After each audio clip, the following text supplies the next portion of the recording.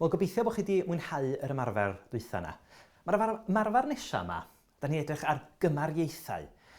Beth ydy cymhariaeth? Ydy pam da chi'n dweud bod rhywbeth fel rhywbeth arall.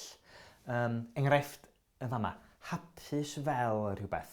Wel, mae'n amadrodd yn Gymraeg, hapus fel y gog. Wan ta, y gwcw ydy'r gog, a mae'n gwcw yn aderyn sy'n gwneud sŵn hapus iawn yn y gwanwyn. Mae gen ni trist fel rhywbeth, oer fel rhywbeth. Be dwi eisiau chi wneud ydy ysgrifennu, llenwi'r bwlch a dweud hapus fel beth sydd yn hapus.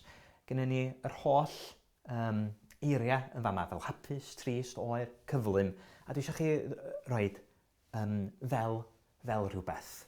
Os da chi isio, fedrwch chi jyst rhoi un gair fel hapus fel yr haul.